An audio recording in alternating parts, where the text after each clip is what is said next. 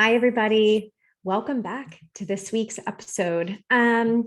So we're here in November of 2021, and the topic that I chose for this month, I thought it was apropos leading into the holiday season, is relationships.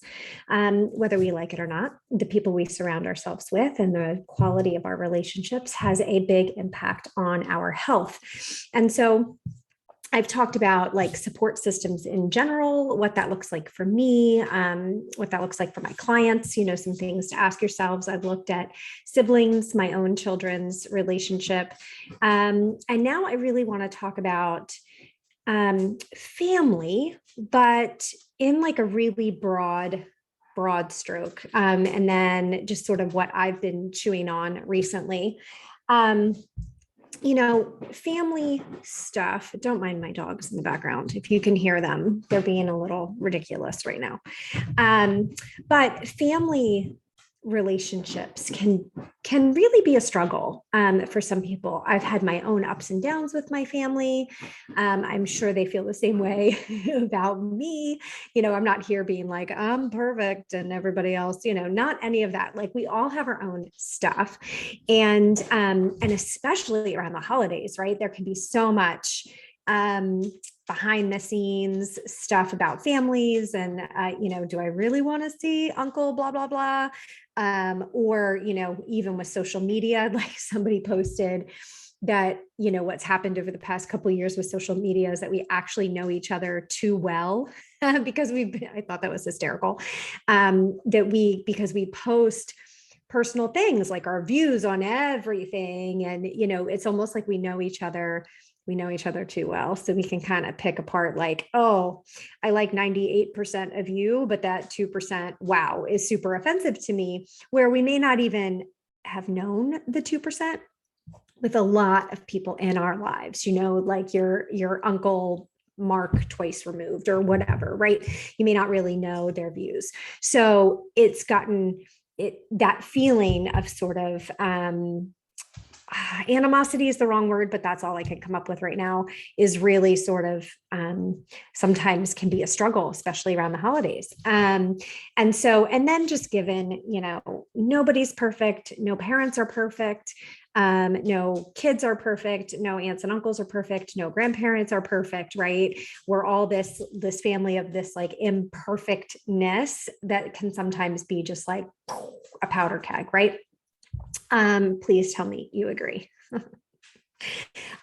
So I've been thinking about family. I am part of a family, and sort of my hopes for my family as we move forward. I talked about my hopes for my children and their sibling relationship, but like, what do I want for my family? And let's not forget that, when we create our own families, when we decide to have children, decide to get married, however that works for us, when we kind of make that decision, none of us really intentionally know what we're supposed to be doing, like what the right thing is. Like kids do not come with a manual. Marriages don't always come with a manual, your specific spousal relationship. Your person doesn't come with a manual, no matter how much you love them. You don't always maybe treat them the way they want to be treated or do the right things or make the right decisions, right? So I hope that's true for more than just me. And so what has become what I believe and what I focus on, what's become really important, is the topic of boundaries. I am inherently good at boundaries. I would say good, like I'm using like air quotes for those of you that are listening to the audio. I've become inherently good at boundaries, but sometimes my boundaries I've noticed that I go too far, like the walls go up too fast. And so I've had to balance that, where there are other people in my life who are kind of have no boundaries. And then that causes their own struggle. And I read this article. Isn't it funny how stuff like shows up on your doorstep? The universe is always conspiring to help us, I believe. And by the universe, I am referring to God. Other people may be referring to something else. But I feel like I start to chew on a topic or think about something, and then stuff like shows up in my email or on social media, just to be like encouraging, like, yeah, this is maybe putting words to something I didn't know quite how to explain. But on the topic of boundaries, I actually just read this article that boundaries fall into two categories, which I'd never thought of before: external and internal. So most of us, and me included, are very familiar with external boundaries. So it's, revolves around setting limits around my time, around my body, around my personal space, like kind of dictating the environment with which I want to be interacted in. They're very tangible and they're very visible. So that is what we tend to focus on. Like, I've got good boundaries. I said no to that work project, or, I decided that I was not going to be friends with this toxic person and I made it clear, or I limited my time on social media because I know it's not healthy for me, right? Like, those are types of external boundaries. But what's interesting is internal boundaries, they actually pertain to our mental and emotional worlds. They're intangible, which can be difficult, right, to then sort of quantify, harder to quantify. But they really, what it says here is internal boundaries toggle what information we internalize, the perspectives we take, and how we choose to act. Because they're invisible, internal boundaries can be easily neglected or forgotten, yet they are no less crucial to our well-being. So here are some examples of a person with strong internal boundaries. Number one, views feedback as data, not a personal attack. So I'm just going to be honest. I struggle with this a little bit. I do not like to be told I'm not doing well at something. I've gotten better at it over the years, but I do have to kind of brace myself to not go right into like defense mode. I'm going to defend myself, why I did that or whatever. Instead, just say, yeah, maybe there's truth to that feedback. Number two, believes in their ability to grow from setbacks. That's resiliency.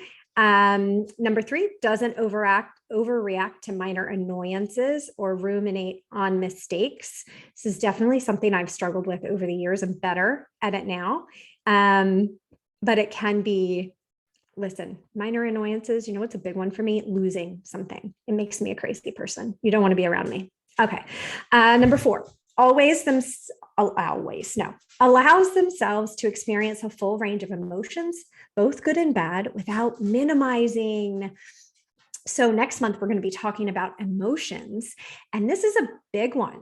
We have lots of emotions, and you may not even realize how many emotions there are, like how many words that are given to emotions. Typically, I see people like, I'm angry, I'm sad, I'm frustrated, or mad, that kind of thing. Very kind of simple emotions, but there's even way, way more depth to it than that. And learning about the depth of emotions is important. We tend to minimize them, because you don't want to sit in the negative emotions, just I'm mad. No, I'm not. You kind of push it down and minimize it. And no, I'm just going to get over it. Where the easiest way to get over emotions actually is to move through them. So that was really interesting. Number five, doesn't get hooked by negativity. This is a big one because, do any of you know how much you get hooked by social media? Like I do.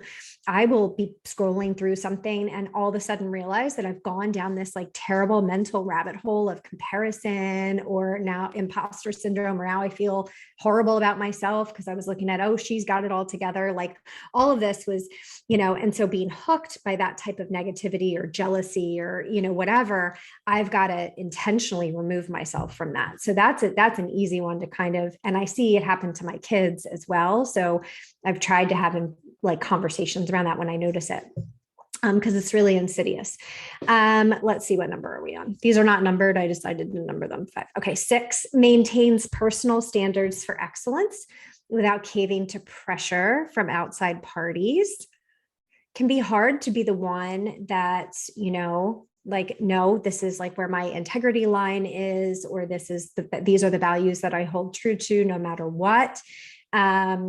and that can be hard, and peer pressure is real even for adults. It's not just something that, teenagers experience or kids experience. Okay, 7, avoids jumping to helping prematurely or fixing other people, but instead encourages them to better themselves. Okay, so I've talked about my strengths on here before. Number 1, restorative, is the problem solver. So I absolutely struggle in this area. I really want to help other people. And by me saying I want to help people is I want to fix them. I want to hey, I have the answer. I know exactly what you need to be doing. If you just listen to me, your life would be fantastic, which is really amusing because I have my own struggles. So for me to be so bold as to say hey, I got all the answers for you, that is a little bit ridiculous. That's not reality. And so I have to kind of listen to myself and realize, coaching has helped with this. My coaching training has helped with this, to really ask questions, because I do believe that you inside yourself, you do have the answers to your own things. It doesn't mean that I do. And so I can help you explore and kind of bring those solutions to the front, top of mind. But I'm not really there to tell you what to do. And so, yeah, this is one that I continually work on, especially with my kids, especially as they're becoming adults, right? We're used to telling our kids what to do. And then that starts to change to where they have to take ownership for their own decisions, and it can be a little hairy. Okay. And the last one, which I believe is number 8, kindly says goodbye to toxic people and situations. And I think kindly is the operative word there, right? Because it's very easy to say goodbye to toxic people when you're mad or frustrated or forget it, we're not friends anymore, or I'm not putting myself in this situation. You allow the level of frustration and anger to get so high because you've allowed this toxic person to do whatever they're doing. But the ability to kindly say goodbye, and maybe clearly, I would add to that, clearly say goodbye. I'm choosing not to be in relationship with you because of these things. And I wish you well, but I'm just not gonna, instead of just avoidance, I'm just not gonna talk to you. I'm just gonna take you out of my phone. I'm just not gonna answer texts and hope you go away. Or the other side, you're an awful person and I hate you and we are not friends anymore, right? That's, I think the kindly and clearly is very, very interesting. Okay, let's see. What else does it say here? All right, here's an example. Internal boundaries are highly personal by nature, but examples may include keeping promises you make to yourself. We're going to talk about that. Being consistent with your goals, or practicing healthy detachment from worries or fears. It's choosing to challenge your reactivity and irrational thoughts while also taking the perspective to look for opportunities for growth that are potentially hidden in criticism that you may have received, or, other things. It says, most importantly, your internal boundaries give you the chance to pause, think more clearly, and avoid getting emotionally carried away. And wow, how powerful would that be for all of us to have really good internal boundaries? And I will say that it is something that I really feel like I'm trying to be intentional about in this season of my life. Going on 2 years of this post-COVID world has its own struggles. I can't believe we're at another holiday season faced with that too, and sort of how all of those things have changed, everything that's come out of, the social media environment, politics, just, man, it's just been a lot and really, really heavy. And so realizing that I've got maybe good external boundaries, but I need to work on my internal boundaries has been helpful. Another thing about family in general is, do you hear my dog? He is ridiculous. I just need him to lay down and take a nap already. But he's still a baby. I have to put him down for naps. Sorry if he's annoying in the background. But my hopes for my family, as I was thinking about this topic of family, a phrase always comes up for me. with family and the legacy that I want to leave for my family when they remember me, right? When they're like, oh, my mom or my grandmother or my great grandmother, hopefully I will live that long, is the term love shows up. How can we be tangible vessels of love for people? And for me, that's showing up. And so it could be, showing up with food, sending a text, showing up with presence, just like I am here. I don't know what to do, but I'm here. That gentle nudge of like, I see you. And I felt this really tangibly when Jeffrey was in the hospital last month, people who were just holding space, like quick, hey, I'm praying for you. I'm so sorry you're going through this, that type of thing. It really helps you to feel not alone. And it doesn't have to be perfect or even helpful. Because sometimes the texts around like, hey, how can I help you, are actually really hard, because you may not always know when you're in the middle of a crisis, like what you need. And so it can feel heavy, but it's just a matter of showing up in the person's life that you really care about, even if it's imperfect. Even if it's scary, there's sometimes putting yourself out there can be very vulnerable. And so being able to just say like, hey, I'm here. I don't know the right thing to do.